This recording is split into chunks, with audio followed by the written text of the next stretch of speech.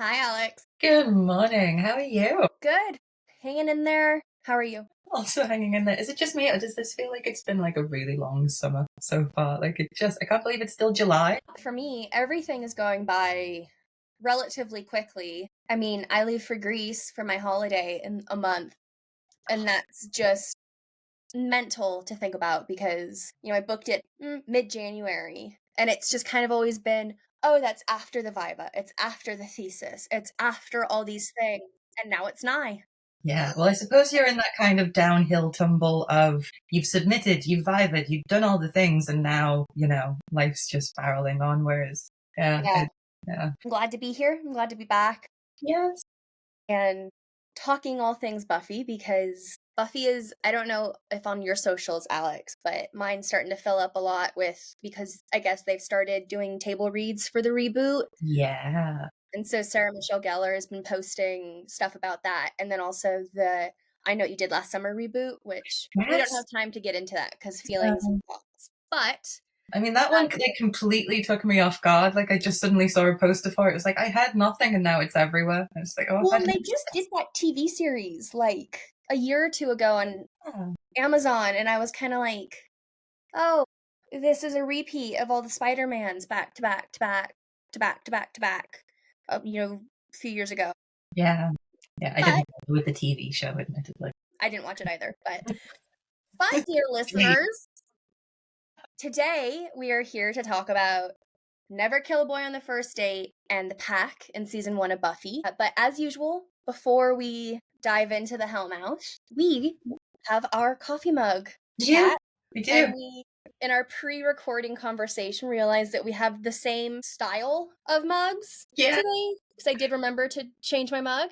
So Alex, why don't you go first? What is yours? Okay, well, for the people listening, not watching, the style of mug is that they both have text on them. They're very text-heavy mugs. And my mug is Shakespearean insults. And it has everything from canker blossom, which I quite enjoyed, but there's one, let me see. I can't find it on here, but I do absolutely love it. And it says something like, I do desire we may be better strangers. And it's like, that is the ultimate, like, perfect shade. I love it so much. Shakespearean insults are great. I remember when I was doing Shakespeare in high school, we had a day just on the insults and what they mean and why they're effective. And the canker blossom was one of them. It has stuck with me. Or, the I bite my thumb at you, which Yeah. today is the equivalent of flying the bird or the middle finger. And yeah, you asked, I was talking over you, but you asked, what's mine today? Mine is the banned books version. So Howl, Huckleberry Finn, Lady Chatterley, Les Mis, Lolita, Catcher in the Rye, Animal Farm, Dr. Zhivago, all those types of films, or not films, all those types of books. Some of them are films. And I remembered to use it today because it got me thinking about Emily Dickinson, who is a person that is like involved in the first of the Buffy episodes, Never Kill a Yeah. Boy on the First Date. So not a New Orleans mug for me today, my banned books mug, but it is a smaller mug in regards to volume. So that's been a bit of a challenge, but that's okay. One other thing before we dive in, I guess, is I want to start off just to get it out of the way, like last time, crosswatch. I Yes. noticed none except for the angel cross, and that was only in the pack. Did you catch Yeah. any others, She Alex? still has those kind of cruciform earrings going on Oh. in the first episode, like little sparkly. They look more like a T than a cross, admittedly, but they are a bit cruciform-ish. So she was wearing those in the pack as well. So that I was it. missed those. So in honor of there not being a crosswatch, you're not supposed to wear rosaries, but I'm wearing mine. This is my rosary from Notre Dame Cathedral. Pretty. Dear listeners, it's just a standard rosary. What material are the beads? Plastic, I'm assuming. It was one of the cheap ones. I didn't spend it was like €6. I see. I would have loved to have gotten one of the more expensive ones, but this is when I was Yeah. backpacking Europe. So this is the honorary cross Oh, well, today. I did the same thing. We do not align on purpose. We just kind of do, because last week we both wore jewelry in honor of our episodes as well. Yeah. So I have, dear listeners, it is a little cross. It's got quite ornate edges. So it doesn't always look that crossy. I've had people ask me what the J or the T stands for, and I'm like, how dare you? But this was, when I was a teenager, this was my Buffy cross because my mum went on holiday to a little island in Greece. And when she came back, she brought this cross because the island was famous for its vampire population. And she was like, I Oh, could not get you a cross from this mythological island. And I was like, damn right. So that's so I sweet. still have it. I love it. My mind's still stuck on the fact that we both did that without even communicating. This is why Yeah. we're here, people, is because we do stuff like this. We just think the same way about Buffy and accessories. Yeah, it's fantastic. So, per usual, we'll kind of go in order, but not we're trying out a bit more of a conversation rather than like this I have this to say, because these two episodes are they work together. We decided kind of under a loose theme of masculinity versions of it. Yeah, we noticed last week we were kind of binding the episodes together with the femme fatale motif. And although there isn't like a homme fatale, I wonder, like culturally, I wonder why that isn't a thing. But we did decide that masculinity, how these teenage boys respond to Buffy as well, kind of a unifying factor with these episodes. So we're going to be thinking about that and just being a bit chattier about things as well. Mostly because I was watching these and there are medieval things that I'm looking forward to talking about, but I wasn't like my fire wasn't lit. Megan, on the other hand, has so much to say and I'm really looking forward to hearing you kind of like talk about it. So I mean, I don't know how much of it is all medieval, but there are things that I can easily tether to the medieval. So, yeah, we're going to see how it goes today, everybody. So, before we really dive in, I just kind of want to give the writers and directors their due for both episodes. I have forgotten to look up their air dates, so apologies, everybody. But Never Kill a Boy on the First Date was written by Rob Days Hotel and Dean Patali. Those are two names that will start coming up quite a bit. And directed by David Semmel. And then The Pack was written by Matt Keane and Joe Rankemeyer, and then directed by our good friend Bruce Seth Green. So, Alex, want to hear something it's not shameful, but just how my brain works about these episodes? Yes. So, for ages, I've always been like, why is the episode called Never Kill a Boy on the First Date? It's a mouthful. It's stupid. Sincerely, until this watch through, didn't have the aha moment connection of kill is replacing kiss. Like, you never kiss a boy on the first date. And my mind was blown. Like, I'm not lying. I'm not joking. It was a sincere revelation. Yeah.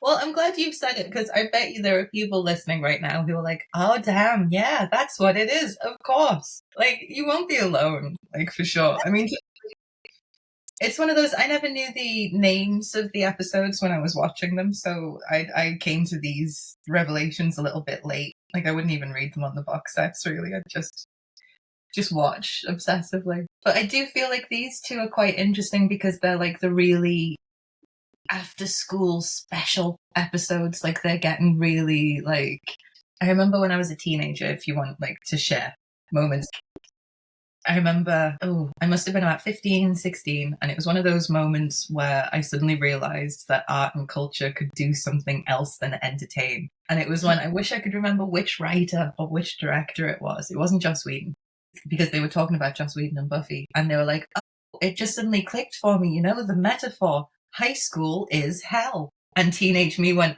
oh my God. And suddenly all the episodes kind of clicked into place. And I was like, it's not like the pack. The pack isn't just about a hyena possession. The pack is about what happens when one of your friends joins another friend group and becomes mean through the metaphor of hyena possession. And I was just suddenly like, oh my God, it's their after school specials, but gothic horror. I was like, I couldn't, broke my brain. I still sometimes don't always make those kind of real life application connections, especially to the high school episodes, just because I didn't watch Buffy in high school and like everything, as I've said in the past. So I kind of forget what it's like to be in that world. So sometimes it takes me a beat. I mean, the high school is hell thing, yes, but sometimes it's the kind of like, as you just said, a friend to a different group, that kind of stuff sometimes still goes over my head, despite me having written a PhD on Buffy. Well, this is it. It's when, like, art and culture, you can read it, and yes, dear listeners and watchers, it is always that deep. always. But sometimes it isn't. Sometimes it's slightly less deep. Like, we can talk about medieval influences in Buffy and how important and fun they are. But then we can always remember that this was a YA show and that they were trying to speak to teenagers and give advice and guidance and just, we see you to teenagers. It's interesting because I kind of see the high school stuff more clearly now that I'm not a teenager. Like, when I was a teenager, I just absorbed it like it was part of my world. But now that I'm not a teenager and I can look back, I can go, oh, this episode isn't about magic. It's about drugs. I mean, that definitely does become heavy-handed. The Yeah. Oh, yeah. metaphors of drugs and drinking and addiction, and it does get messy later on, kind of careless. Or anti-smoking. There are some bits that are very much public service announcements that are quite funny. But no, I mean, I think that it's great that you're kind of having these new experiences or revelations with Buffy, if you will, after all of these years. I think it's a testament to just, I mean, as you also touched upon, how rich and just dynamic the series is, that it can continue to inspire or touch upon something new or something forgotten. It's just like great literature or a great film. It's meant to be things you can revisit at different stages of your life and get something new out of it. And yeah, I mean, amen. I don't know. And here ended the podcast. We're done. Goodbye. No, that's a lie. We're going to talk about the first episode now. Don't worry. Yeah, so Alex, you're in charge of giving us a summary of Never Kill a Boy. So take it away. Okay, so there are two kind of parallel plots happening in Never Kill a Boy on the First Date. You have the teenage girl. Buffy is trying her best to be a normal girl, even though she's the Slayer. She is attracted to this boy called Owen, who is sensitive, deep, dresses in white shirts and dark jackets, not unlike someone we've already seen in the Buffy series. And he's broody and reads Emily Dickinson. Who can resist? Who can resist? So he is kind of emphatically inviting Buffy to date him. Like, even though Buffy at one point accidentally blows him off, he still comes back and is like, no, I'd still like to date you. And Buffy's feeble excuse is, my watch stopped and we don't own clocks. So Owen gives her his pocket watch, which is a phenomenal move, like, so that she can tell the time. So he is really thoughtful and interested in Buffy as a person. She's surprised that he thinks about her at home and outside of, like, classes. And then, all hell breaks loose, not literally, which I have to point out for a Buffy episode, but the parallel plot that's happening at the same time is the Master is back. We're seeing him for the first time in a little while, and he's back on his bull. He's trying to get the Anointed One. So the Anointed One is a prophesied figure who will help him, and I think the quote is, lead the Slayer into hell and help end the world. All the usual good, bad stuff, which will be done through some kind of mini massacre of 4 or 5 people. And so Giles is like, Buffy, you have to be the Slayer. You have to be responsible. We have to stop this from happening. And Buffy's like, no, boy, date. And then eventually the episode culminates in a funeral home with Giles and the Scoobies and Buffy and Owen. And there's a big fight with a super buff religious vampire man, and Owen gets scared off, except he doesn't. What it does is ignite his death wish, basically, and he's back with Buffy at the end of the episode going, what else can we do that's dangerous? And you see Buffy have this epiphany of like, oh, I'm gonna get you killed, let's just be friends. And it's the sad, realization, maturation of Buffy kind of episode. So yeah, it's a good one. I actually really enjoy it. And it also has like iconic outfits, moments, songs. Like, it's a really good episode. This is the episode that has one of the most iconic lines in all of Buffy. Yes. When Buffy is going on her second date with Owen, but it's actually the first one. So this is post pocket watch being given. And she's at home. Xander and Willow are there with her. They've been playing wing humans, like helping out with outfits, which was very cute. And Giles bursts in and Buffy's like, no, I have a date. And Giles is like, the Anointed One, I was right. And we'll get to that in a moment. And Buffy's like, no, I'm 16, social life. I'm on a date with Owen. And she does the iconic line, if the apocalypse calls, beat me. And she holds up her little beeper up in her hand. I think it's like pinkish, clear pink. It's got glitter involved as well. Like, it's a sparkly little beeper. And I grew up in the era of beepers, but I never had one because I was a child in the beeper time. Alex, did you ever have a beeper or? I didn't. I was of the generation where the older teens had beepers, so your cool older cousin might have one. And then it was always the realization that you'd think that they'd have really cool stuff to do with the beeper, and then it would just be their mum saying, "Get home now. Where are you?" And they'd never use it because they were really expensive to use. This is something that I don't think the young people of the Wi-Fi smartphone generation understand, is that you had to pay, sometimes per character, for whatever message you were sending to someone. So they were so expensive and not that cool, really. But Buffy having one for emergencies is cute, and it's a good way of bringing the Slayer into like the modern / 90s era. Yeah, it's great. I mean, doctors are usually the ones that have, I think they still actually do have beepers Huh. or the equivalent of it today rather than just their phones. I think they have some sort of device. Yeah. But yeah, it's great. And you talking about paying per character, it just reminded me back in the day in middle school when I had a phone that was a, 1, 2, 3 click for characters. It was my Nokia little brick phone. I gave my mom something like a $40 expense on the bill because I was texting my crush. And that doesn't really exist anymore. It's always unlimited text and everything unless you're on one of those really minimal pay plans or you're abroad. And it's just funny. Dear listeners that are of the youth, you will not understand, I do not think. But yeah, this episode is chock full of little quips and moments like that. I mean, prior to Buffy saying, "If the apocalypse calls," she's like, "Giles, this is the 90s. The 1990s, in fact. I can do both. I can be a slayer and I can have a social life." And so that kind of stood because we see Giles kind of constantly in this British past and this is the tradition of the slayer and figuring it all out. And I don't know, that line really stood out to me this time. It's the 90s, the 1990s, in fact. It was just such an anxious time about how 90s they were. Every 90s film and TV show was saying about how it was the 90s, get over whatever problem. It's like a First Wives Club. Brenda, it's the 90s.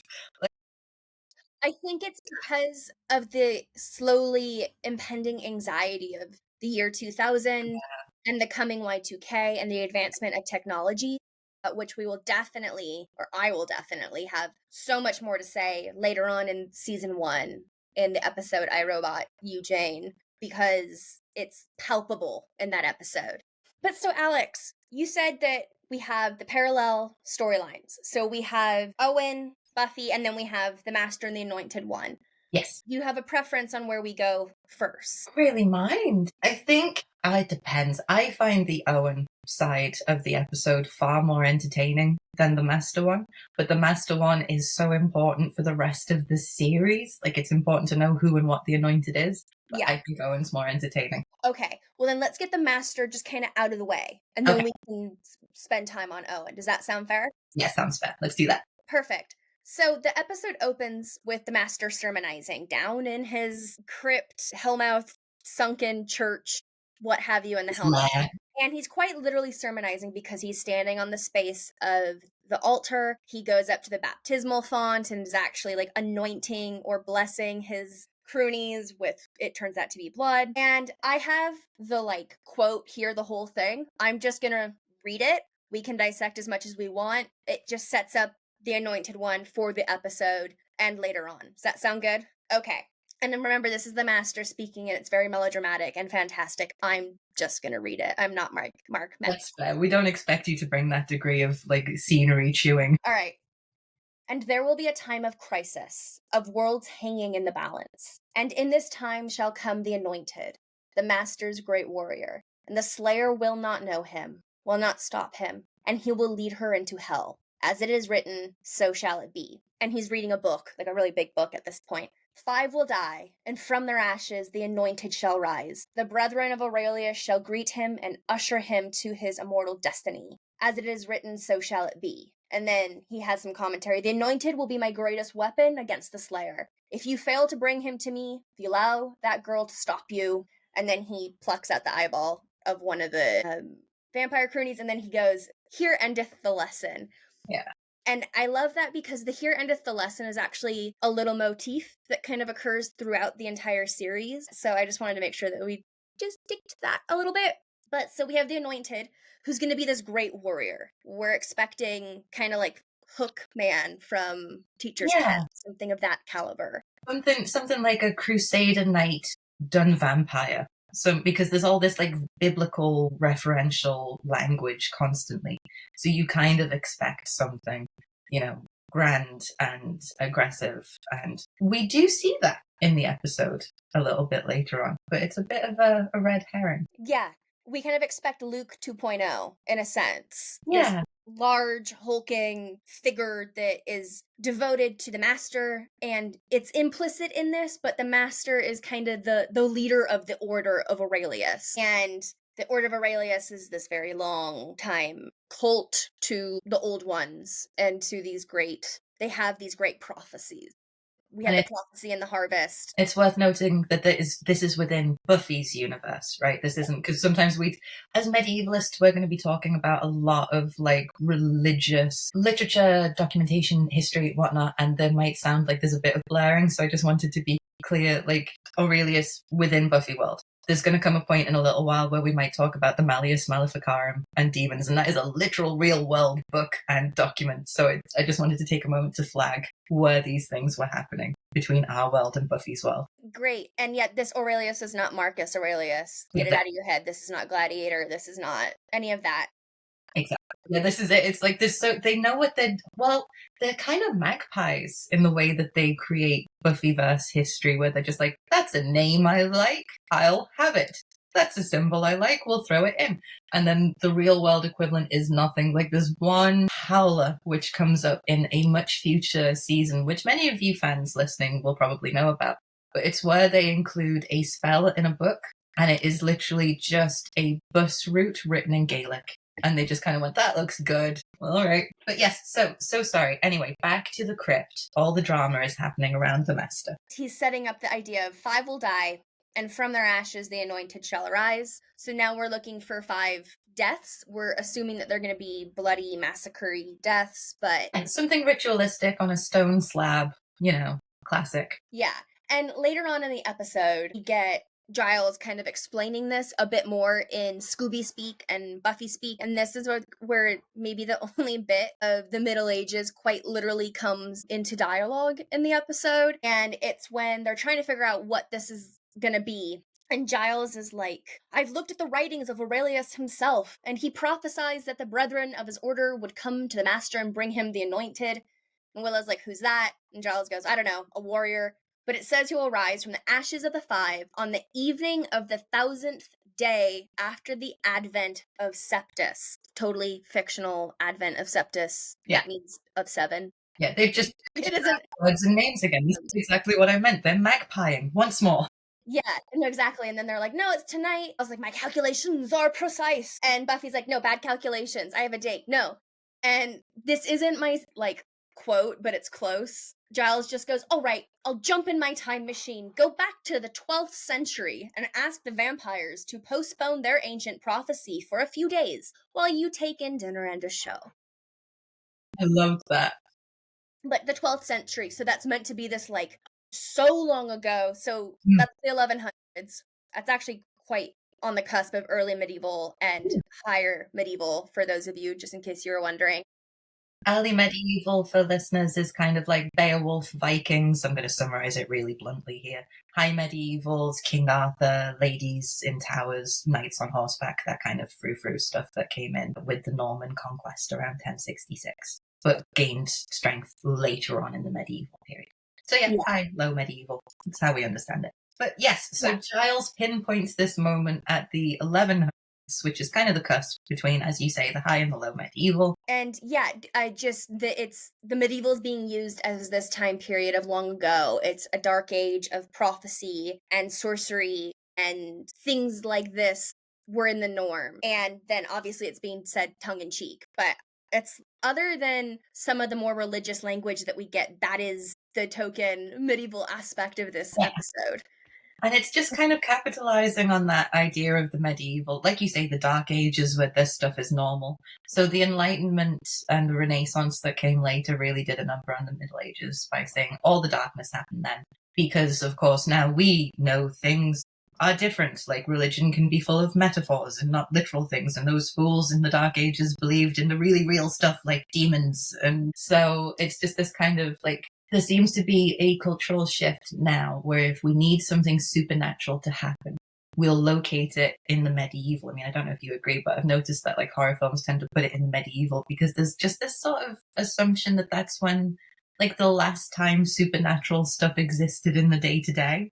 And after the Renaissance, I don't even think people think about it literally, but after the Renaissance, the supernatural kind of dies back and everyone becomes a little bit more reasonable and it all becomes a bit more metaphorical until you get to the Victorian era and the spiritualism. That's a different conversation. Yeah, no, absolutely. So that's the Master's side story, is this the Anointed One, and that's kind of shadow over Buffy that is interfering with her trying to be with Owen, which is, as Alex said, perhaps the more entertaining aspect of the episode. So Owen, he is kind of this foil to Angel, but also Angel in human form, I would say, from what we've experienced of Angel. They're both incredibly tall. So tall. Yeah, I mean, I think Owen's taller than Angel, which is, I mean, Boreanaz is big. Yeah, it's odd to see in Buffy, isn't it? Because Angel's supposed to be the biggest one all the time. Everyone looks up at Angel, and then suddenly Angel's looking up at Owen. It's like, damn, this 16-year-old child is awfully tall. Yeah, as if the actor portraying Owen is 16. As if. Yeah, as if. As if. But, yeah, so Owen, this is my, like, quote of both episodes, is we're introduced to Owen because he walks into the library and he's standing there and Giles turns to him and he goes, "What do you want?" Owen's like, "A book?" And Giles is like, "God, that this is an establishment of book needing," and he's like, the poetry's over there after Owen says what he's looking for, but Giles is like, "What do you want?" It just shows, A, how much the library is the epicenter of the Scoobies, but B, just that no one ever enters the library for anything. That's just absurd, because my library in high school wasn't necessarily like a hangout place, but you did use it, and there were like classes in there. So that was my line of both episodes. Well, interestingly enough, my line comes from the same scene and might get us towards something that I know that you want to talk about. So my line was where they're talking about Emily Dickinson, and Buffy goes, "He's looking for Emily Dickens," and he goes, "Dickinson," and she goes, "I like her too." And Giles is like, "Oh, Emily Dickinson, she's quite a good poet for." And then Buffy goes, "A girl," and Giles goes, "An American." And it's like, he's so anti-American relentlessly. And unfortunately, as a Brit watching Buffy, Giles does kind of voice a lot of the kind of European criticisms of that we did all feel towards America, because America's so brash and shiny and confident and self-centered to a certain degree, and then we're all very poo-poo about it and dry. So I just really felt like an affinity with Giles in that moment. And it's funny because Emily Dickinson, for those of you that maybe don't know or don't recall, so she was a mid to late 19th century author. So she lived 1830 to 1886. And she's kind of part of what is known as the American Renaissance, which was a movement of literature that's going to include like Henry David Thoreau, Ralph Waldo Emerson. So these moments of great American change and contribution to identity and poetry. Leaves of Grass is kind of the magnum opus. So Whitman's Leaves of Grass is like the magnum opus of this time. And based off those names I've said, they're all men, right? But there was this other moment occurring of women authors. It's a huge book, but Mad Woman in the Attic. Yes. It talks a lot about the women that were ignored at this time, and Emily Dickinson is one of them. Albeit in her lifetime, she did not gain the notoriety that these men did in any extent. She had, I think, 10 poems published in her lifetime, and she wrote over 1,800. That's also because she was quite a recluse. We today might diagnose her with like agoraphobia. She rarely left her house, and increasingly throughout her life started to not even go to certain rooms in her house. And by the time she passed away in 1886, she barely left her bedroom. I was also going to say, it's also worth noting that these days there are conversations to be had about the feelings she felt towards her sister-in-law. Mm-hmm. Like, I remember when I was an undergrad and I was doing an American Lit module, one of my fellow male students said, "Isn't it just because she's a spinster? Isn't that why she's all dark and twisty? It's just because she couldn't get a man." And I was just sat there seething. I was like, you know what, it's not my job to stop this. And happily, a tutor caught that and amended it very kindly, but did miss out mentioning that she did write really lovely stuff dedicated to her sister-in-law. So again, we don't like to retroactively assign anyone anything, but it's just a facet of her life that is worth acknowledging as well. Yeah, no, fantastic, absolutely. And as Owen says, a lot of her poetry is about themes of death and immortality. And as he says, and lots of bees for some reason. I mean, we don't have time to really get into the metaphors and everything of the bee, but it can be very sexual and also just very productive. Yes. The bee and the production of honey and just all of that. But Emily Dickinson is so well known nowadays because not only the themes, but because of the style of her poetry was so Yes. radical. Lots of short lines, irregular capitalization and Dashes. punctuation. Loves a dash. All the Loves dashes. a dash. Like, no, AI has nothing on Emily Dickinson. Everyone's like, AI, it's got dashes. No, no. Yeah. Almost all her poems lack titles, so they're known by either their number in the sequence of her poems or by the first few lines, which is how we do lots of kind of untitled classical and medieval and early modern poetry and literature. And then she also wrote in slant rhyme, which isn't the easiest. I'm not going to get into the mechanics of that. You can Google it. But she was a complete radical. She completely changed the Oh, landscape. And 4 years after her death, they published a series of her poems, and it was so popular that it went through 11 reprints in something like a decade. yeah. And it's worth noting as well that Emily Dickinson didn't really enjoy the idea of publishing. There's one of her poems which talks about how it's the death of the mind or something like that, or it ruins the mind or something. I can't remember exactly what.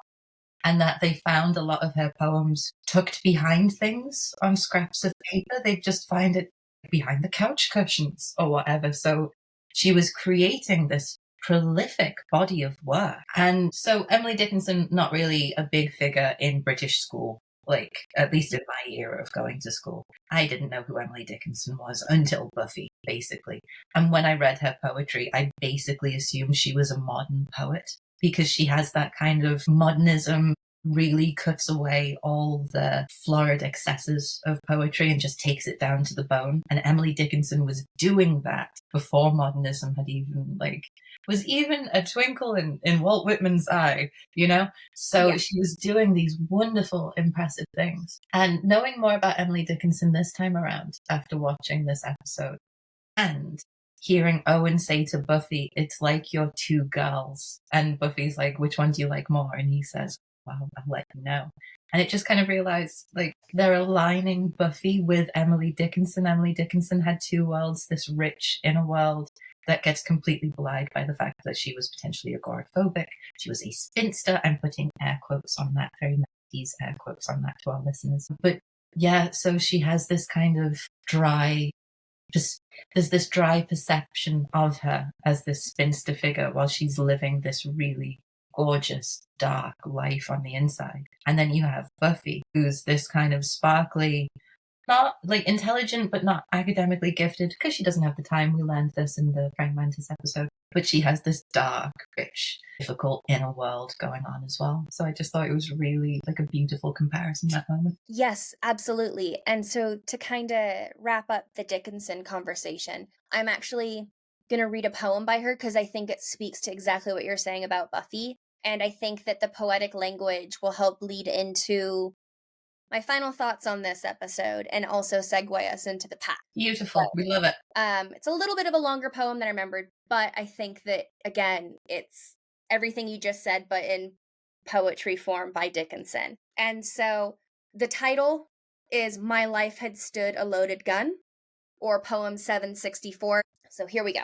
My life had stood a loaded gun in corners till a day the owner passed, identified, and carried me away. And now we roam in sovereign woods, and now we hunt the doe. And every time I speak for him, the mountains straight reply. And do I smile such cordial light upon the valley glow? It is as a Vesuvian face had let its pleasure through. And when at night our good day done, I guard my master's head. 'Tis better than the eider duck's deep pillow, to have shared to foe of his, I'm deadly foe, None stir the second time, on whom I lay a yellow eye, or an emphatic thumb. Though I than he may longer live, he longer must than I. For I have but the power to kill, without the power to die. Bloody hell. Like, that's just... I'm not the best poetry reader, and I'll publish it on my socials. The way that that poem is broken down and hyphenated, it's quite challenging to read out loud, but I just thought, especially that last stanza or so, the power to kill and everything, I just thought that it really touched upon these ideas of immortality and death in Buffy, and who has the power. And with Buffy's like a living weapon herself, so my life is like a loaded gun or whatever that first line. Yeah, exactly. She's the Slayer. That literally means a killer. So that was why I chose that poem, and hopefully it satisfyingly touches on everything Alex said, but in poetic form. I love it. That's fantastic. So kind of continuing with this theme of like language and the power of language to express the inexpressible or speak truth, we're going to kind of return a bit to the master, to this faux anointed one, the red herring in Buffy. And that might seem like it's not connected, but it's because the character, whose name is Andrew Borba, he was among the dead. So we have a car accident that kills 5 people. It's the crash of the Sunnydale airport shuttle, which... Oh, is that what it is? Yeah. I always was like, it's a bus, that's fine. But Yeah. wait, Sunnydale has an airport. We see this at airport later on. Well, we don't... I've never put it together. Dear listeners, Sunnydale has everything always, but it's also quintessential small town America. It's very confusing. The one Starbucks town Yeah. that introduces it as the one Starbucks town that has an airport, it has a vineyard, it has a port. It has docks, It has got a dam, it's desert, got a round church. zoo. A zoo. That's what happens when you're on a hellmouth. But so 5 people die in a van accident, and Giles is like, oh my god, out of the ashes, 5 will rise. And this is after the night before where Buffy and Giles are just sitting bored in the cemetery, and that was my scene stealer, is Buffy's faux tiger print hoodie, and she's like wearing it, and she has a fake big gulp. So cute. Like, that is so fucking fantastic. Cute. So this is the next day, and Giles is like, I know it doesn't quite follow because it's not this ritual that we're expecting. It's like a car accident. And among the dead was Andrew Borba, whom the police sought for questioning in a double murder. And they're like, oh my god, that must be the Anointed. And the episode gives us the idea that he's gonna be the Anointed, because when he's on the bus, he is sermonizing the other people on the bus in this quite aggressive way. He says this fabulous line as well, where he's like doing all like the pseudo-religious, it's there'll be fire and all of it, and he says there's sin all around us, it's a liquid. Yeah, I have it here. That is one of the crunchy bits, or... Do it, let's unpack it. Yeah, okay, so he standing up and he's very like...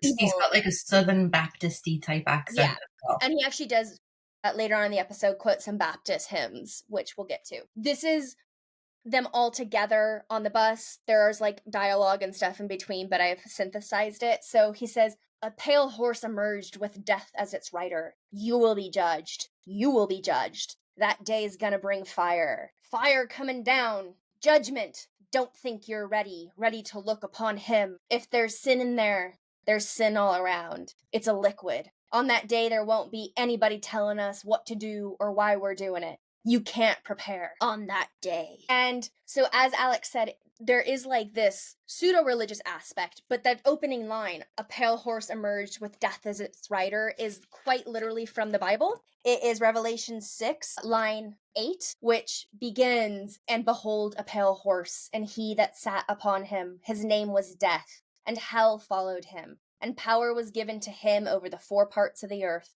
to kill with sword, with famine, and with death, and with the beasts of the earth. So that's one of the most famous, infamous parts of the Bible, this part of Revelation and the 4 horsemen, right, of the apocalypse. But then the idea of judgment and being judged, and fire from the sky, and fire coming down. But it's really fascinating. And so later in the episode, it comes to be that Andrew is made a vampire. Buffy, Xander, Willow, Giles, and Owen, because he followed them, are at the Sunnydale funeral home, which happens to be at a cemetery. I don't think that's normal. I think that was a Did plot you point. see the sign? Did you notice the sign at all? Which sign? Because there were loads. Yeah, well, they drive in. Like, you see the car, you see Giles's car pull in, and it says, like, the funeral home. And no, it's not normal that it's in a graveyard. That's insane. What are they doing? It's like Sunnydale just needs a conveyor belt. Death, funeral home, in the ground. And again, because there are so many deaths. But the funeral home slogan underneath the name says, "We'll take care of the rest." Love it. Gotta love it. It's just, I never noticed it before, but it made me Yeah. laugh so hard yesterday. Sorry, do continue. Yes, we're all there. At the mortuary or the morgue that's at one of the many morgues that's at the cemetery. It doesn't make sense for plot, right? We've already been there, Hellmouth. And as he wakes up as a vampire, Andrew goes, "I have been judged. He is risen in me. He fills my head with song. You're the chaff, unblessed. I'll suck the blood from your hearts, he says I may."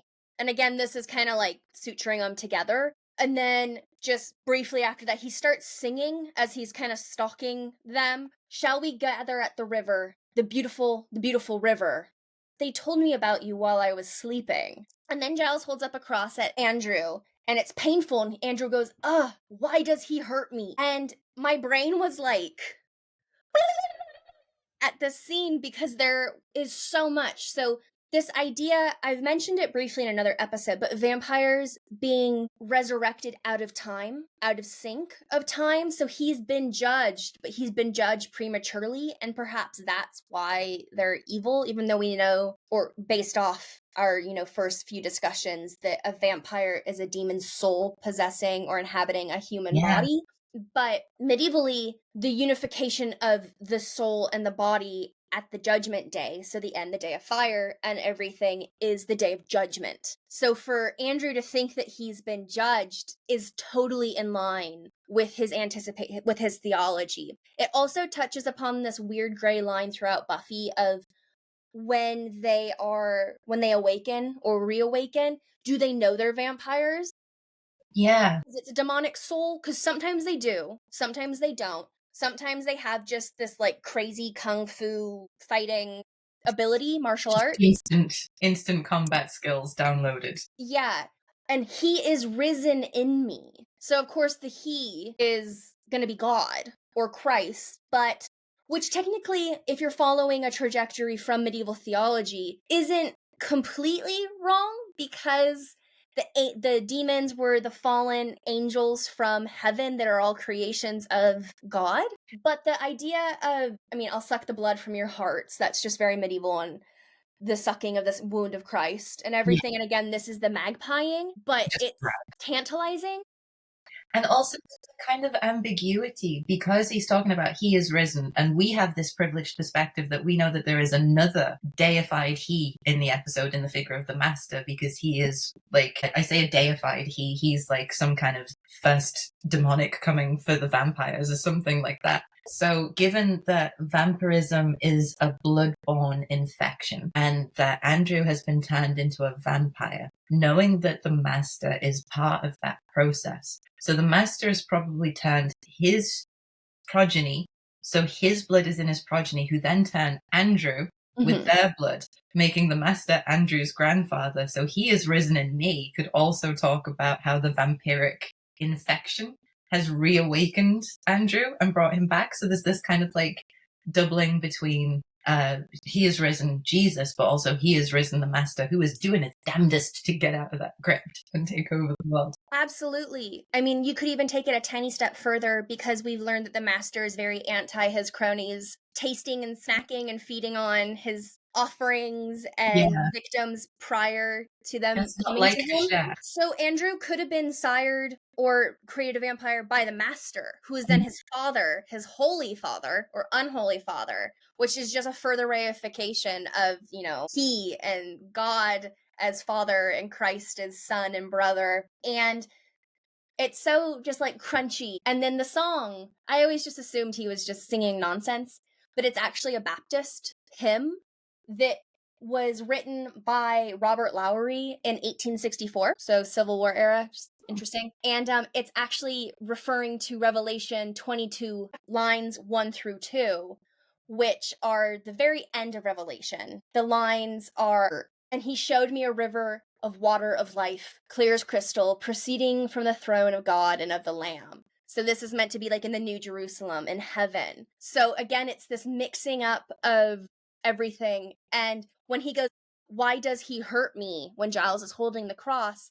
The question is the he referring to Giles because he's holding a weapon that, you know, repels, injures vampires? Or is the he referring to God and Jesus and the figure of the crucifix? Well, it's not a crucifix, it's just an actual cross.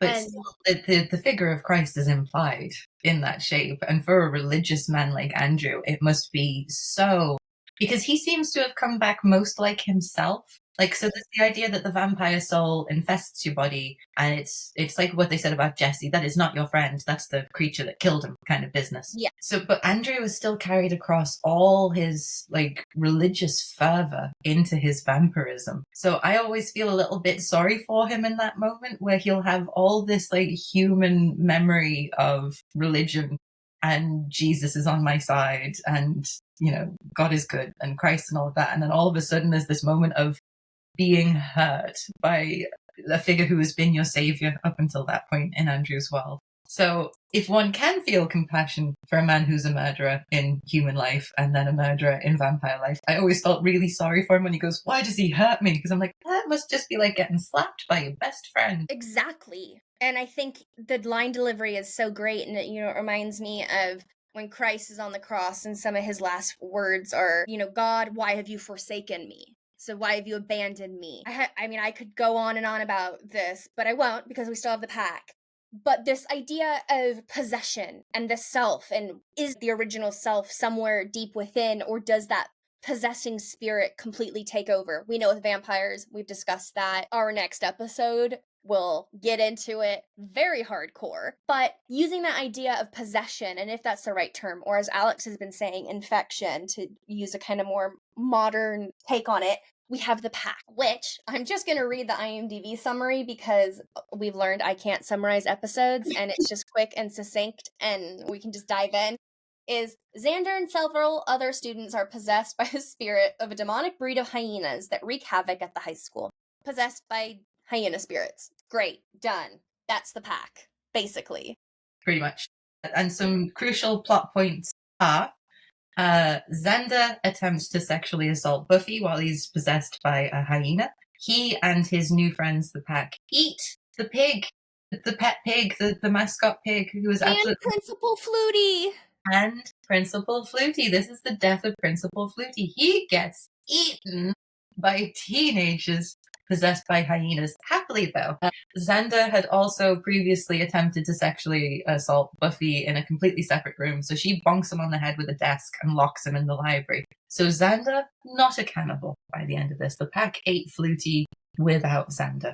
But these are just some points that are important to kind of flesh out that summary. Absolutely. And at the beginning of this episode, we said masculinity is kind of the loose theme. So if we weren't clear, Owen as this kind of effeminate, he loves poetry, he's soft-spoken, he's reserved. Read Dickinson. That's not like a...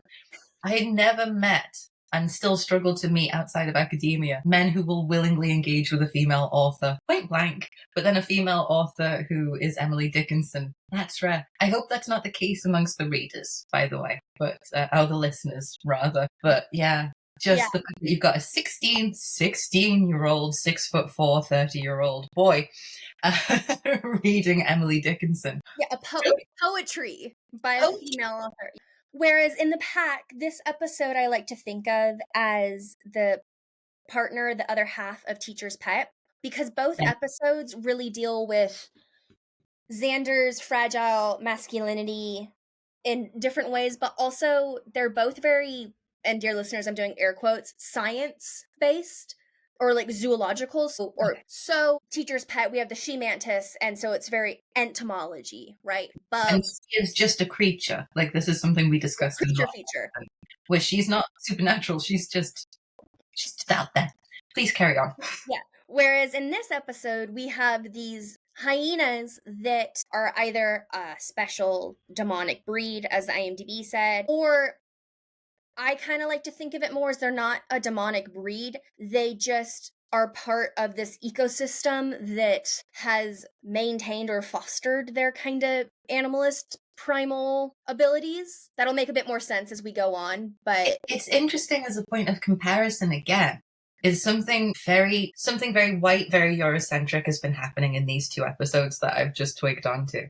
So we tend to put the supernatural in the Middle Ages because we demonize Catholicism and that era as a result of the Renaissance. But then we've also put this kind of animalistic, shamanistic, primal form of magic into Africa, which is another thing that Eurocentric white narratives tend to do, where it's like, we need somewhere spooky and we need someone who's not too civilized. What can we do? Indigenous people or Africa and the Middle Ages. So those two actually have been, and you can look up, I'm just going to Google his name and then I'll clue that in. Said. Who's Said? Edward Said? It is Edward. My brain went, it's not Edward, is it? So yes, so this is something that we culturally do. And if you want to read more about that, you can read Edward Said's work. Megan, what's the title? Orientalism? That's it. Yeah, so you can read Orientalism by Edward Said, and it talks about how we tend to lump a lot of, we tend to dislocate culture and put the less civilized things either in the Middle Ages or in other cultures that, xenophobia deems less civilized. So it's problematic. Absolutely. And I have many more notes on that because speaking of the magpie-ness of Buffy, this episode is very much that because so we have the hyena. Hyenas are from Africa and Tanzania. And then we actually get the name of a tribe this time, or of a people, the Maasai, which is spelled Maasai.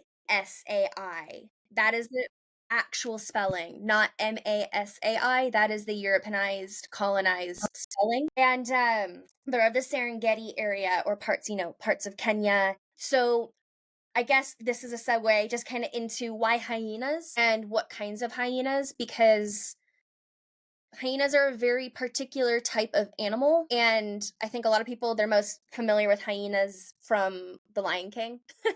Yeah, and the laugh. I mean, one of the actresses in the pack, she has a hyena laugh, the woman with the short dark hair.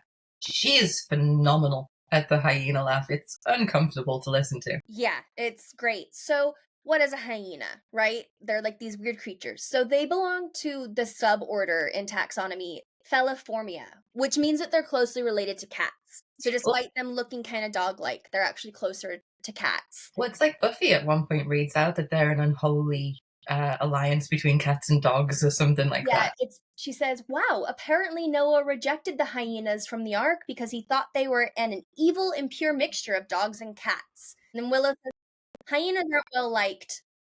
And Buffy says, they do seem to be the schmoes of the animal kingdom. And then Willow's like, why can't it be a puppy or some ducks? Why can't Xander be possessed by that? And then Buffy goes, that's assuming possession is the right word. We then have Giles come in and go, oh, I'll say it is. The Maasai of the Serengeti have spoken of animal possession for generations. And he's like, I should have remembered that.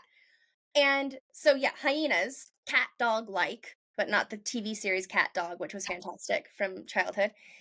And however, they also evolved to possess a lot of these canine attributes and behavioral traits. And they're one of the smallest animal kingdom families of carnivores. There's only 4 families, or 4 species.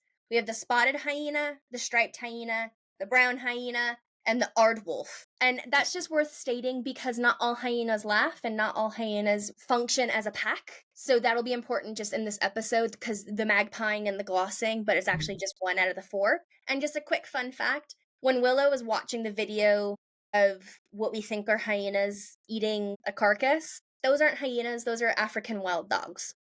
So again, magpieing. Magpie. Yeah. Ooh, shiny. So in the episode, we're just like, oh, the hyena hut, right? At the zoo or hyena house, something like that. But we don't really get told what kind of hyena. It's just oh, hyenas. But we can narrow it down based on the characteristics throughout the episode to the spotted hyena. Because another name for the spotted hyena is the laughing hyena. Aha. There we go. And so we know that that's one of the factors that Buffy uses to connect what Xander has been possessed by and when. And then, as you said, the great maniacal laughing by these members of the pack, these bad kids. And another reason is because the spotted hyena is the only hyena to exhibit a consistent pack-like behavior. A lot of hyenas are actually individual scavengers, but the spotted hyena not only functions in a pack, but they also kill up to 95% of their own meat. So whereas other hyenas, they'll eat the leftovers, the spotted hyena actively kills its food. Again, we see that in poor Herbert, the razorback pig that is eaten, and then Principal Flutie. And then one final thing is that the spotted hyena tends to lock onto a target that they will relentlessly pursue at all costs to overcome and consume. And we see that in this episode when they lock onto Willow, when they lock onto Buffy at the end, right? Chase her from that family in the car, which is such a funny random scene, to the zoo. And so I just think that it's interesting because we tend to think of like animals as a blanket term, but there are specifics that are worth paying attention to. And especially in regards to the spotted hyena, because the habitat that they live in the world, they're found in sub-Saharan Africa. So including Tanzania and Kenya, which is where the Maasai people are from. So there is actually, that magpieing actually does kind of work, thankfully. But I think it's just, as you were saying, Alex, when we think about these quote-unquote exotic animals or places and non-white Western culture, culture tends to just kind of gloss it over. It's all the same. It's all this. And that's not true. And that's why I just want, like, the hyena might seem like a silly example to, like, linger on, but it is important, especially somewhere like Africa or Southeast Asia, where we just kind of go, I don't know, jungles. Well, yeah, and it's like even nowadays, like I see TikTok videos where people end up outing themselves by saying Africa is an entire country in and of itself, and they don't even know that it is a continent made up of multiple different people across the board, and that it's all starving and it's all desert, except for where it's jungle, but it's mostly desert.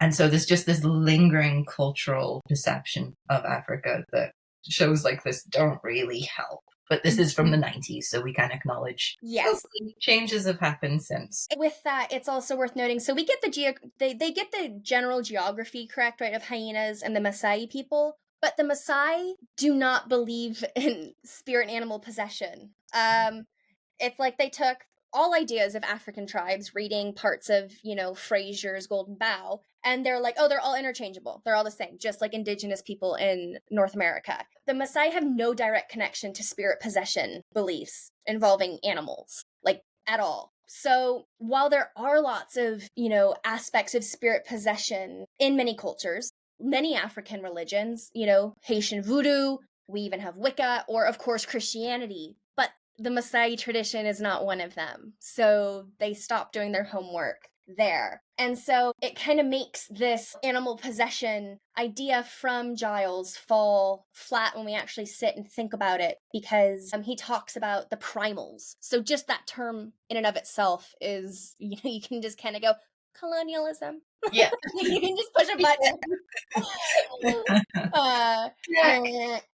And yeah, Giles, so he goes, there's a sect of animal worshippers known as primals. They believe that humanity, consciousness, the soul is a perversion, a dilution of spirit. To them, the animal state is holy. They are able, through transpossession, to draw the spirit of certain animals into themselves. So there's a lot going on here. We've again got this kind of conflation of consciousness and the soul and identity. And the dilution and animals having pure spirit. So one of the things that really frustrates me about Buffy watching it as an adult is that it doesn't make sense with itself within world. So the fact that the master had a prophecy telling him that he was going to rise again with Luke as the triangle forehead means that there was then another prophecy saying that Aurelius stuff was going to happen with the Anointed, which means you could have discounted the Luke prophecy with the triangle forehead. So how do you Yeah. exist in a world that is so full of contradictory prophecies? At some point, you just got to start saying, you know what? Nonsense. I'm just going to live my life and hope something aligns somewhere. And To then you quote have this, Walt Whitman, do I contradict myself? Very well, then I contradict myself. I contain multitudes. That's Buffy's ethos. yeah, and then there's this soul business where it's like, okay, so vampires, in fact, and I'm going to use that word again, human bodies with demon souls, and that's what makes a vampire. But now we have this complete other group of people who say that the human soul is a dilution or whatever, corrupt, and animal souls are purer or whatever.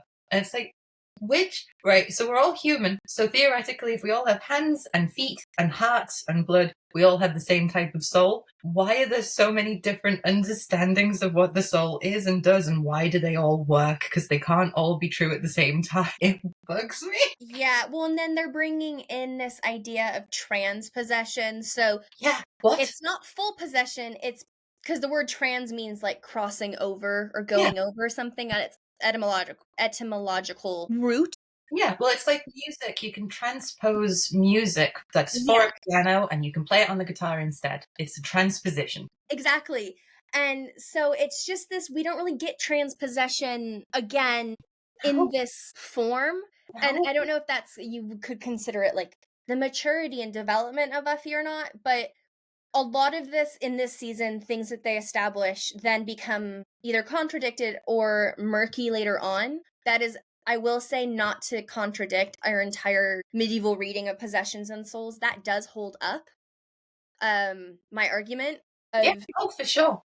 but yet the soul and what it is and can be and its status as pure or holy or whatnot, just it gets confused in Buffy. But one of the key things, I guess, is this idea of transpossession and Xander and the others, because as we've said, they eat a baby pig Oh, that was like living. Poor Herbert. Herbert. Oh, And then so cute. they, all the others of the pack except for Xander, eat Principal Flutie. And meanwhile, Xander is, to quote Buffy, trying his hand at felony sexual assault. And she's saying that she's dragging his unconscious body into the library to be put into the like book cage, which is something that we will see used a lot more as a type of prison. Again and again. And it is quite funny to me, before Buffy's like felony sexual assault, Willow's like, oh my goodness, what happened? And Buffy says, I hit him. But Willow, with what? And Buffy says, a desk. Yeah. I just found so funny because she knows that there's something up with Xander, and obviously he's being his behavior towards her, this felony sexual assault, is very problematic. And maybe we'll do like a side episode kind of on how that's handled, because there's too much. Yeah. And I'm not ready for it. You know, like maybe just how Buffy handles problematic things or something. But also is kind of getting to this, he's becoming more animal-like or supernatural because she hits him with a desk. It's Yeah. not like she punches him. Like a desk, even if it's one of those built-in student desks, those things are heavy and hard Yes. and cause major damage. Yeah, and it knocks him unconscious. Like, we have to acknowledge, like, I know the TV shows love the whole, and then I punched the guard, and the guard went unconscious, and then we stowed the guard and carried on with our life, and the guard comes to, and it's fine. If you're knocked unconscious, damage has been done.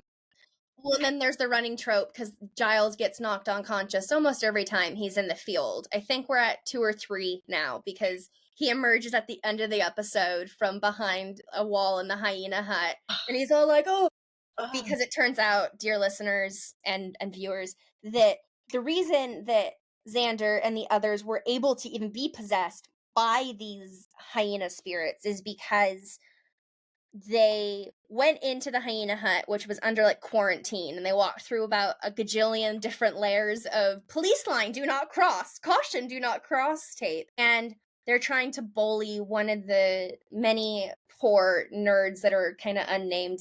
He did have a name, but I don't remember it. Xander, goes in and is like, hey guys. But then there's this amazing 90s special effect where their eyes go zoink and they like glow sulfur yellow. And it turns out that they were standing on this special symbol that had been put there by the zookeeper man who was in charge of the hyenas, because he knew all about the lore of the Masai and these possession by hyenas and wanted that power for himself, but he didn't know the key. And so then later on, he's like double crossing them, and Giles figures it out, and so he gets knocked unconscious and tucked away. Giles gets knocked unconscious a lot. I love that he just gets tucked away, though, as well. It's like, this is a bad guy. No murder for him?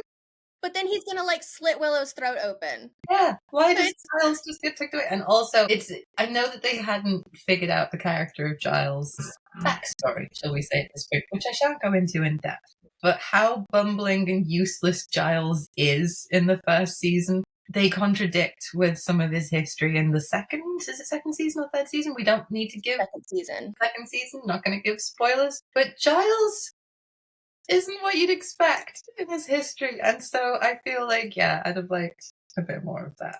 But anyway. So transpossession. Yes. And one thing I didn't mention. So we had transpossession, and there was the question of like, oh, well, Giles shows them a woodcut that's clearly not from Africa or anything. It's random woodcut where people's like limbs are missing. Yeah, it's vaguely Doré-esque, like the Victorian creator of Inferno and stuff like that. He's really famous. Gustave Doré. Yeah, it's not. It's not him. They've clearly magpied it or made it up of something else. Yeah, and he's like, oh, this is what's going to happen to them. Basically, they're slowly going to become into these monster human hybrids that wreak havoc and eat their friends and family, right? Typical kind of monster thing. But then at the end of the episode, once everything's set right, as best as it could, R.I.P. Herbert and Flutie, Buffy, Willow, and Xander are walking up the stairs, and Xander's like, oh my gosh, I don't remember any of that. And oh, did that really happen? And then Buffy and Willow walk off, and Giles comes up behind Xander and he goes, I don't think I recall reading anything that talks about memory loss. And Xander is like, please don't say anything. And Giles is like, your secret's safe with me. And it's this kind of bro code, man code of, oh, what you did was literally fucking almost assault or try to assault one of your best friends, but that secret's safe with me, even though you remember that. We'll just let the victim and the other think that you forgot so that everything can be okay and you don't have to reckon with that. But it's even more complicated because Xander literally wasn't himself while that happened. He was possessed. But he was also, I think, doing a lot of the things that his deepest urges wanted to. Which is true and fair, but he wasn't acting. Like, this is it. It's like thought crime. We can't penalize him for thought crime because, it's problematic as all hell. Xander needs a lot of help to deal with this situation and masculinity. And there is this really weird bro code. But there's a certain degree of, but it was demonic possession. So therefore, it's not fine, but it's not fine either. It's such a weird, murky moment where it feels like Giles is doing something kind. But also Xander wasn't in control of his own moral compass at that moment. And it's not even like alcohol, because alcohol isn't an excuse. He was literally possessed by an animal that undid parts of his brain. It's so tricky, and they do it in this glib, way, and don't engage with any of the tricky. Yeah, I think I absolutely see what you're saying, but I think it can also get into that really slippery, oh, but boys will be boys, and they can't control their impulses. And so, it's one of those moments, again, this is only episode 6 of season 1 of Buffy in the 90s, in 1997, where it could have done quite a bit more, even just have Xander have to, live with the fact that Buffy knows that he remembers. He has to live with it. He remembers. Or confront that aspect of himself or culture. Because this is where, it's like what I was talking about at the start of the episode, where there's kind of this dual watching going on of Buffy, where there's the after-school specials, where it's like witchcraft is drugs, or whatever. And then there's this is literally, in the world, this is a supernatural world. It has to obey different rules. Yeah. So in the after-school special world of metaphors, and this stuff speaks to the real world, what Giles did was absolutely bro code and a bit of a betrayal of the girls in the episode. Well, and his Slayer, who he's literally a watcher for. Exactly, yeah. So there is that for sure. in the after school special world. But in the world where everything is supernatural, the supernatural is real and we have to take it on those rules. Giles did a kind and friendly thing in a paternal sort of way towards the only other man in the group. And again, problematic, but within the supernatural world, a kindness. So it's like Buffy, and maybe this is just a Joss Whedon issue generally. It doesn't always navigate these things with a lot of grace. Yeah, and I mean, again, afterwards, Xander goes like, kill me, stuff me, mount me, which is also a pun on the fact that hyena taxidermy and everything. But yeah, I mean, we'll have many other conversations, dear listeners, hooray, nay, whatever, but about these kind of really challenging, slippery, murky, because as Alex just said, I'm not sure if it's a Whedon-esque sort of thing or if it's symptomatic of its time, if it's a combination, and also the genre, but Xander, as a teenage boy, gets away with quite a bit more than he should, and there's times for sympathy and times for questioning. He's got a lot going on behind the scenes with his family dynamics that we learn more about, and then also just in the 90s. But yeah, I do think that there are times where we have to at least flag. Yeah. Doesn't mean that we have to like, oh, you should have done this and da-da-da. I mean, there are other moments where absolutely. I mean, he briefly in Never Kill a Boy, when they're all helping Buffy figure out what to wear for her date, and he's like, just really trying to sabotage it because he's feeling threatened because he has the crush on Buffy. And then there's also that moment where, like, he tries to watch her change, and the girls go, no, turn away. Yeah, and he's just being an absolute jerk. And he's like, which lipstick, the red or the peach? And he's like, well, if you wear red and then you kiss him, and then you'll be known as like being easy. And everybody, kissing and telling. And so she goes, okay, the peach. And it's just kind of like, that was uncalled for. And that's being an immature teenage boy. But it's kind of like, Buffy clocks that and lets it go. And there's that moment as well where he tries to spy on her in the mirror in the music box. Yeah. And then he creates a big klutzy moment where he knocks everything over. And then the girls clock that too and let it go again. So in sum, I mean, I think that these two episodes are really interesting if you look at them through kind of masculinity and fragile masculinity or different forms of masculinity, because Owen's very comfortable in himself for being Emily Dickinson reader guy and quiet. And I guess one final thing that we kind of need to briefly discuss, just because we've mentioned it, but we actually haven't talked about it, is the Malleus Maleficarum and how it relates to masculinity in these episodes, because we have the Messiah, and then Giles is like, oh, the Malleus Maleficarum talks about possession. Two absolutely fucking separate things. Yeah, like not even like close. But why was the Malleus Maleficarum written, Alex? Oh, good God. Okay, so for those who don't know, the Malleus Maleficarum is a text that was written by Kramer and Sprenger, and it was in, let me just grab the dates, 1430-ish to 1505, so it's quite late in the era, but it builds on medieval theology, thoughts, so on and so forth. And it's also known as the Hexenhammer, which means the hammer of the witches. Now, that isn't to say that it is a book that witches use. It was the book that was created to destroy witches. It was the hammer to hit witches with. And it's just full of misogyny. So much misogyny. And the reason it was written was misogyny as well.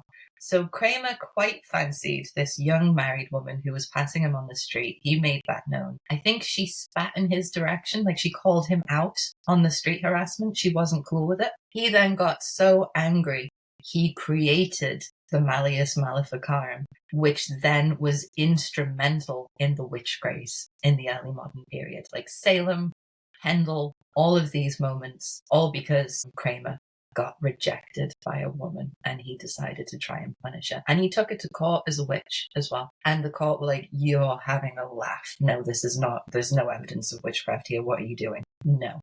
Laughed him out of the courtroom. And then he just really took all that incel energy and poured it into the Malleus Maleficarum, which caused untold deaths. And yes, some men were also killed as witches. It is important to note there were many different victims, but predominantly they were women. And it's interesting as well because the Malleus has like a lot of thoughts on possession and stuff like that, which even gets refuted by people like Augustine's thinking, St. Augustine, and transformation. So I ended up studying the Malleus Maleficarum during one of my thesis chapters on werewolves as well, and on metamorphosis and physical metamorphosis, and how the Malleus is like, yeah, totally. Yeah, people can possess demons, change bodies of those women, steal penises, terrible, kill the women. And then St. Augustine is like, no, it's psychological, actually. People just think they're being transformed into animals, but it's actually the demons in them that are making them think that they're being transformed, or the demons influencing them in some way. So the Malleus is less of a useful text for Giles to reference in this instance than something like St. Augustine's City of God and his explanations of demons and possession. Yeah, and I just wanted to make sure that we touched upon it because, first of all, great summary, and bringing it in is because it's yet again this magpieing of, oh, well, this famous, infamous text said these things about possession. Yes, it does. It also has these bits pulling from not only Augustine, but Gregory the Great, Thomas Aquinas. We are not finished with the Malleus Maleficarum, dear listeners. It's going to become a term that you know quite well, or something you know much more about. But yeah, Malleus Maleficarum, misogyny in manuscript form that led to mass murder, to roll in with the M's there. Yeah. So at least Xander didn't do that, but he did almost assault Buffy. So yeah, in the pack, that's the most, actually, I take it back. There are two things very, very quickly in the pack I want to talk about. One is the pig's eye view that we get of Herbert running down the halls, and all the kids are like, ah!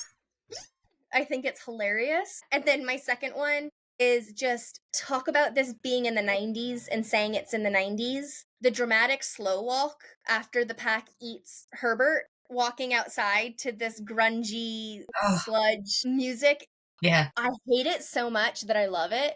Because it's so over the top. It's so perfect. It's like, if anyone out there is familiar with The Craft, when the new girl joins the coven and they do that slow walk, and it's a little bit problematic because a few of them aren't wearing bras, but they are wearing white shirts and they are teenage girls, just speaking about problematic things in the 90s, but they're wearing rosaries too. And so that kind of like catwalk to grunge to show that you've gone a bit evil. It's just so long. I should have clocked how long it is, because the song is slow, but I had to give that like a shout out, I guess, as a type of scene stealer. I was going to say, Alex, your scene stealer. Well, my scene stealer for both episodes is Buffy's fake tiger print hoodie, but I guess for the pack that would be the scene stealer. Alex, what is your scene stealer? We heard that your quote. Oddly enough, for Never Kill a Boy on the First Date, it is animal print yet again. But it's actually, is it Biff Naked, the band who sing Strong? Mm-hmm. I think so. Her outfit is phenomenal. So she's wearing this leopard print slip dress with a black leather or PVC jacket, and she has this amazing, like, long bob, blunt cut black hair, and she just looks fantastic, and the song is really good. Like, I love Strong. She's just gorgeous. All of it, 11 out of 10. And it was just like, how could anyone like have a conversation while this performance is happening? She looks amazing. Yeah, they're just in the background too. It's just like they're just dancing. It's like, no, go show me that concert. I want the gig. So that was my scene stealer for that one. Yeah. And I guess with that, we're done. That was a chaotic ride, but a good one. And next week, or next episode, we'll be discussing Angel, the episode Angel. The episode Angel. But we will have a small mid-season break before that for a week, because it is the summer and we do have activities and lives and travel plans. We do indeed. I'm off to Milan. I'm very much looking forward to that. Not the heat. The heat is going to be terrible, but Milan is going to be beautiful, so I'm looking forward. You're going to have an amazing time. So good. And yeah, I have friends visiting from California, and I'm up in Scotland for a tick visiting some other friends, so it's going to be great. But in the meantime, Alex, where can people find you? You can find me on Instagram as Decadence and Dark Ages. I do a lot of art history and funny reels and stuff like that there. I also have a website called literatureunlocked.org. that is where you can keep track of what events I might be doing, because I do also do online talks, seminars, creative writing workshops, things like that as well. So you can get updates about those either through Literature Unlocked or Decadence and Dark Ages, and they're the best place. I'm theoretically also on LinkedIn, but I hate it. Don't look for me on LinkedIn. It's so bad. But what about you? Where can folks find you? So you can find me under the Instagram name morbid.may, and May is spelled M-A-E. You can also find me on our website, damsmacabre.com, which is very exciting. It's now live. And I also have links to Alex's Instagram and her website, literatureunlocked.org. And we also have some episode summaries there and a link to our bookshop affiliated website, which supports independent bookshops throughout the UK and elsewhere. I have curated lists through history of medicine and true crime, the medieval. I'll make a Buffy one of like Buffy texts that are relevant. But if you were to purchase a book through that affiliate website page, not only is an independent bookstore supported, but then we also get a small kickback, just pennies, but it's a nice way to It's a tip bag. Yes. And I believe that that's it. If you have any kind of questions, comments, suggestions, please feel free to email us at damsmacabre@gmail.com. It's also on our website links. And if you have any suggestions for the website, please do email, because I'm the website manager and it's very simple, but I don't know what else to put up there right now. So if you have suggestions or requests, please do let me know. Transcripts will be someday imminent. We do have a link, but those take time. So we're figuring this out as we go. as we go along. It's a really organic process, this podcast, but it's real. You know, we're just passionate and we're figuring it out as we go. Yeah, and we're having a great time, and we just really appreciate all the support from friends, family, strangers, colleagues, social media followers. Please keep it up, please. Yeah. But also thank you so very much. And I guess with that, until next time, I'm Megan. I'm Alex. And this is Dam's Macabre.